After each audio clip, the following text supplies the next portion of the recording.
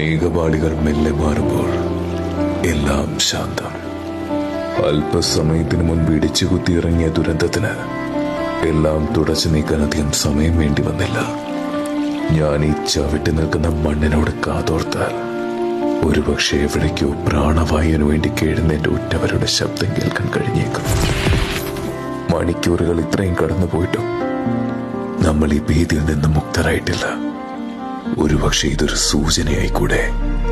കേരളം കാത്തിരിക്കുന്നൊരു മഹാദുരന്തമുണ്ട്.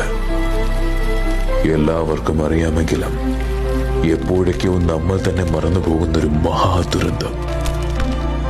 ഇനിയും താമസിച്ചാൽ ഒരുപക്ഷെ കൈകൊടുത്ത് പിടിച്ചു കയറ്റാൻ ഒരു മനുഷ്യജീവൻ ഇവിടെ അവശേഷിക്കുമോ എന്ന് തന്നെ സംശയിക്കേണ്ടി വരും. മാറ്റം വരുത്താൻ നമുക്കേ സാധിക്കൂ.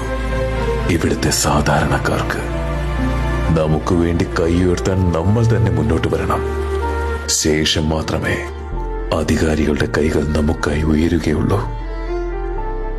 ഇന്ന് വയനാടിന്റെ മണ്ണിൽ വീടും നിലവും നഷ്ടമായ നമ്മുടെ പ്രിയപ്പെട്ടവർക്ക് ഭക്ഷണവും വസ്ത്രങ്ങളും സാനിറ്ററി പാഡുകളും എല്ലാം അത്യാവശ്യമാണ്.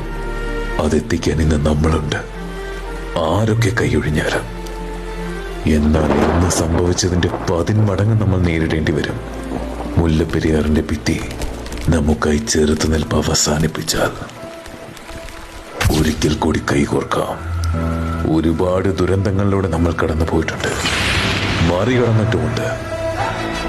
സോഷ്യൽ മീഡിയയുടെ ശരിക്കുമുള്ള ഉപയോഗം എന്തെന്നൊരിക്കൽ അത് നിർമ്മിച്ചവർക്ക് പോലും കാണിച്ചു കൊടുത്തവരാണ് നമ്മൾ. ഇതും നമ്മൾ അതിജീവിക്കും, ഒറ്റക്കെട്ടായി, ഭയമില്ലാതെ. Justice for Kerala.